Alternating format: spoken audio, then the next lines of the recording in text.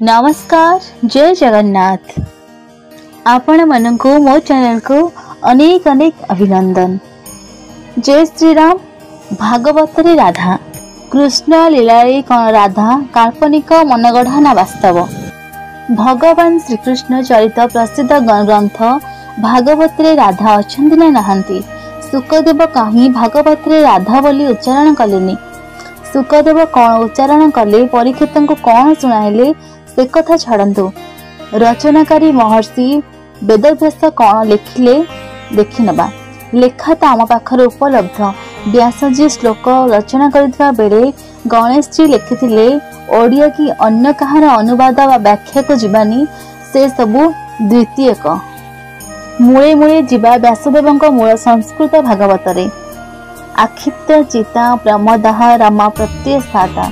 मूल संस्कृत भागवत श्री कृष्ण अंतर्धान पर गोपीगण कुंजरे उच्च स्वर रोदन करी करी रमापति गुण गाई लीला अनुसरण करने को लगिले। राधापनिषद रे राधा 28 नाम भितर रमा गोपी स्त्री वृंदा भी एक नाम। एठारे रमापति अर्थ राधापति श्रीकृष्ण। जदि कहिबा रमा शब्दर अर्थ लक्ष्मी और लक्ष्मीपति महाविष्णु तो केबे रास करंदिनी। से तो 60 विशिष्ट गुणयुक्त। से प्रेम वंशी रूप लीलाधारित श्रीकृष्ण 64 गुणयुक्त। रासळ कला और महाविष्णु स्वरूप नहीं। जदि आपण से अर्थ रमा को जाबुड़ी धरी जुक्ति करेंगे, रमा माने लक्ष्मी, तेणु कृष्ण होइछन्ति रमापति। तेबे विष्णु लादिनी शक्ति नाम कौन, से कहा स्वामी। तेबे जदि आपण लक्ष्मी प्रति दृढ़ भाव कृष्ण बोली मानिनेबे।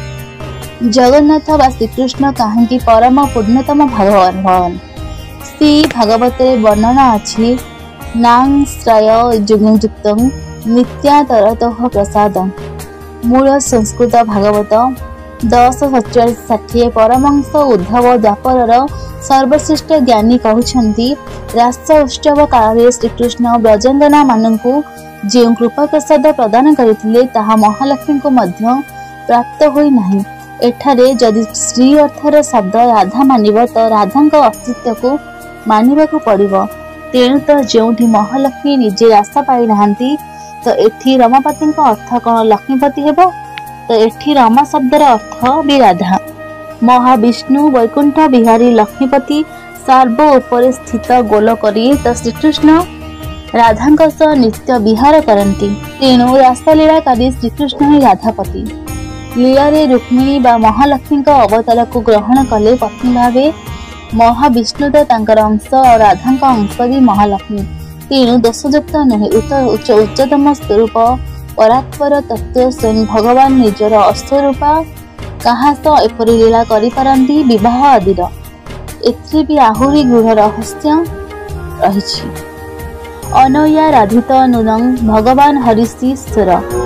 रास मध्य श्रीकृष्ण अंतर्धान हुअन्ति। गोपीगण राधा पदचिन्ह परस्पर मध्य कुहाकुई हेले। जो गोपी को नहीं कृष्ण अंतर्धान हेले से निश्चिंत तांकर सर्वश्रेष्ठ आराधिका। तेणु सबुठु प्रिय। तेणु आमको छाड़ी केवल तांको नहीं गले। राधाजी व्यतीत आउ केउ गोपी जे कृष्णकर एते प्रिय होइथिबो ता कोनोसी वेद शास्त्र पुराण के केउठी सुनिया को नाही मिलुनी। तो एठी राधा वर्णन नहीं अच्छी। जा गोपी नयत कृष्ण। जेउ एकमात्र गोपी को कृष्ण संगरे नहीं गले अन्य मानक स्वाभिमान रे विचार कले जे से सर्वश्रेष्ठ। तेणु श्रीकृष्ण तांको सेठी त्याग करी चली गले। एठारे गोपी शब्द व्यवहार होइछि राधांग पाई। एठी केतेक न बुझी जुक्ति करंती आ श्रीकृष्ण प्रियतम राधा तांको पुणी से त्याग करी चली गले अधा रास्ता रे। एही रहस्य एहा जे परम पुरुष स्वयं भगवान श्रीकृष्ण एवं तांको आह्लादिनी शक्ति राधिकांकी मिलित भाव में महारास अनुष्ठान करती अधिकारी जीवात्मा पाई। तेणु लीला रे दुहे अंतर्धान हेले परे गोपी माने व्याकुल होई वन रे न खोजी पाइबार राधाजी भी अहंकार अभिमान छलना करी लीला रे कृष्ण अलग होई पुणी गोपी मानक सा मिसी एहिया परामर्श देले जे खोजिले खोजिथिबा काल काल। तेणु करुण स्वर हृदय दिन भावे क्रंदन कर। गोपी गीत तापरे तो कृष्ण पुणी आसिले। एठी भी पुणी प्रश्न रहिबो गोपी मानकर राधांक मनरे काहेकि अहंकार हैला ता भी एक दीर्घ प्रसंग अन्य केउंठी आलोचना करिबा। नित्य अंश नित्य पार्षद भगवान श्रीकृष्ण स्वरूप होई मायायुक्त होला परे मध्य देवी पार्वती जय विजय हनुमान गरुड़ अर्जुन आदि को भी लीला रे अभिनय भी अहंकार आसी। रेमी रमेश वज्र सुंदरी प्रिय धारक एठारे मध्य रमा शब्द महारास प्रकरण रे राधा प्रযোज्य। श्रीकृष्ण हेले रमेश अर्थात राधाईश विज्ञाय संदेश हरं रमापते कामया मह एतस्य श्री महापति बलजह श्रिया। एठारे श्रीकृष्ण राणी गण द्रौपदी कहउछन्ति जे देवी आमर केवल एतिकी कामना जे श्रीकृष्ण पादपद्म धोई जहाँ श्री निजर बक्षस्थल रे बोली दियंती तेणु सेथिरे सुगंध स्फुरे। एठारे जदि श्री शब्दर अर्थ महालक्ष्मी बा रुक्मिणी करिवो से तो सबुबले द्वारिका रे अन्य राणी मानक सर्वदा विराजित तांको बक्षस्पर्श कृष्ण पदार्थोड़ी राणी माने काहेकि एते उत्सुक हेबे। एठारे स्त्री शब्द राधांक पई उद्दिष्ट। एहा उपरे भी लोक प्रश्न करिवे राधांक सह श्रीकृष्णଙ୍କ तो विवाह होई नथिला तो से राधापति हेले किपरि। उत्तर हेउछि ए कल्परे समय गणनार एठी मापक ब्रह्मांक गोटिए दिन सिना होइनी भिन्न एक कल्प कथा ब्रह्म वैवर्त पुराण रे वर्णना अछि। राधा कृष्ण विवाह ब्रह्मा निजे पुरोहित होई करिथिले आउ गोलकरे तो जुगल मूर्ति नित्य विराजमान आउ नित्य सखी ललिता विशाखा आदि ए रहस्य जानती तेणु श्रीकृष्ण को राधापति कहवा यथार्थ।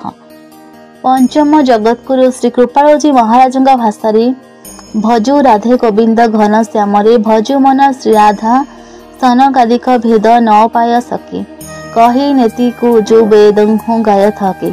वेद शास्त्रगण भगवान अनंत महिमा गुण लीला को वर्णना न करि पारी नेति संधि कले न इति एतिकी नुह कहिथिले त सेही भगवान परम पुरुष अंतरंग गोपनीय प्रेमज भक्ति श्री राधांक विषय कौन केते वर्णना करि परिबे। पुणी संदेह हेब ई तो पुराण कथा वेदव्यास कौन लिखिथिले जदिओ वेदव्यास भगवान का अवतार वेद नारायण साक्षात जगतगुरु शंकराचार्य वेदरे देखिनेबा वेद अनादि वेदर अन्य नाम अपिरुषेय वाणी वेद को कौन सी पुरुष रचना करि नाहंती परम पुरुष भगवान ही नुहंती। प्रलय परे पुनः सृष्टि रे भगवान को उदर प्रकट हुए जहाँ प्रलय पूर्व लीन थिला।